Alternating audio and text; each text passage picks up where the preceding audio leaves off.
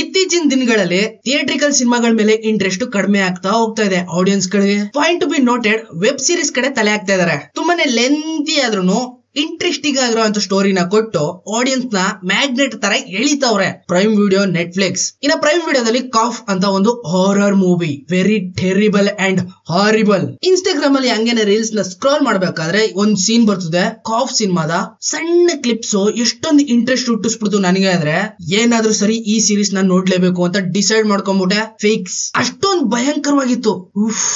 ಇನ್ನ calf season 1 ಅಲ್ಲಿ total ಆಗಿ 8 ಎಪಿಸೋಡ್ ಗಳಿದಾವೆ. ಇದನ್ನ ನೀನು ಅಮೆಜಾನ್ ಪ್ರೈಮ್ ಒಳಗಡೆ ನೋಡಬಹುದು, ಫ್ರೀ ಆಗಂತೂ ಅಲ್ಲ, ಸಬ್ಸ್ಕ್ರಿಪ್ಷನ್ ತಗೊಂಡು ನೋಡ್ಬೇಕು. ಇಲ್ಲ ಅಂದ್ರೆ ಇಲ್ಲಿಗಲ್ ವೆಬ್ಸೈಟ್ ಗಳು ಗೊತ್ತಲ್ಲ.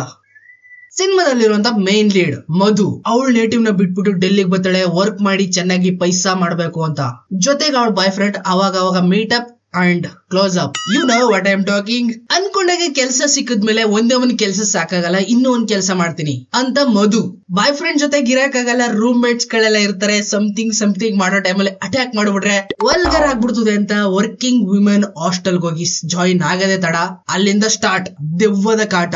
ಫ್ಲಾಶ್ ಬ್ಯಾಕ್ ಅಲ್ಲಿ ಬ್ಲಾಕ್ ಮಾರ್ಕ್ ಆಗಿರುವಂತ ಒಂದು ಸ್ಟೋರಿನೂ ಇರ್ತದೆ ಮಧುಗೆ. ಕಾಲೇಜಲ್ಲಿ ಚಿತಾಲ್ ಪತಾಲ್ ಡೇ ಬೈ ಡೇ ಆ ದೆವ್ವ ಇವಳೆ ಯಾವ ರೀತಿ ಸಿಂಕ್ ಮಾಡ್ಕೊಂಡು ಹೋಯ್ತದೆ. ಅಕ್ಕಪಕ್ಕದಲ್ಲಿರುವಂತ ನೇಬರ್ಸ್, ಫ್ರೆಂಡ್ಸ್ ಯಾವ ರೀತಿ ಆ ದೆವ್ವದ ಜೊತೆಗೆ ಇವಳಿಗೆ ಸಪೋರ್ಟ್ ಮಾಡ್ತಾರೆ. ಅದು ಅಲ್ದೇನೆ ಅಕ್ಕಪಕ್ಕದಲ್ಲಿರುವಂತ ನೇಬರ್ಸ್ ಗಳನ್ನ ಆ ದೆವ್ವ ಹಾಸ್ಟ್ಲಿಂದ ಆಚೆ ಕಾಲ್ ಹಾಕಕ್ಕೆ ಬಿಡಲ್ಲ. ಕಾಲ್ ಹಾಕದೆ ತಡ ಕೂತ್ಕೈಸಕ್ಬಿಡ್ತದೆ, ರಕ್ತ ಬರ್ಸ್ಬಿಡ್ತದೆ, ಹರಚ್ಬಿಡ್ತದೆ, ಇನ್ನು ಏನೇನ ಮಾಡ್ಬಿಡ್ತದೆ. ಇದಕ್ಕೆಲ್ಲ ಒಂದೇ ರೀಸನ್, ಆ ದೆವ್ವ ಸೃಷ್ಟಿ ಆಗೋದಕ್ಕೆ ಏನ್ ರೀಸನ್, ಹೆಂಗ್ ಸೃಷ್ಟಿ ಆಯ್ತು, ಯಾರು ಆ ದೆವ್ವ, ಆ ವಿಮನ್ಸ್ ಹಾಸ್ಟೆಲ್ ಒಳಗಡೆ ಆ ದೆವ್ವ ಹೆಂಗ್ ಬತ್ತು. ಈ ಎಲ್ಲಾ ಸಸ್ಪೆನ್ಸ್ ಜೊತೆಗೆ ಈ ಕಡೆ ಒಬ್ಬ ಚೇಳ್ ಹಿಡ್ಕೊಂಡು ಮಾಟ ಮಂತ್ರ ಮಾಡುವಂತ ಮಾಟಗಾರ.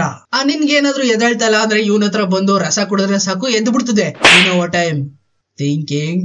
ಈ ಮಾಟಗಾರ ಆಗೇನೆ ಆ ದೆವ್ವಕ್ಕೂ ಒಂದ್ ರೀತಿ ಲಿಂಕ್ ಇರ್ತದೆ. ಇಷ್ಟೊಂದು ಇಂಟ್ರೆಸ್ಟಿಂಗ್ ಆಗಿರುವಂತ ಈ ಹಾರರ್ ಸಿನಿಮಾನ ನೀನ್ ನೋಡ್ಬೇಕು ಅಂದ್ರೆ ಅಮೆಜಾನ್ ಪ್ರೈಮ್ ಒಳಗಡೆ ನುಗ್ಬೇಕು, ಕಾಫ್ ಅಂತ ಟೈಪ್ ಮಾಡ್ಬೇಕು.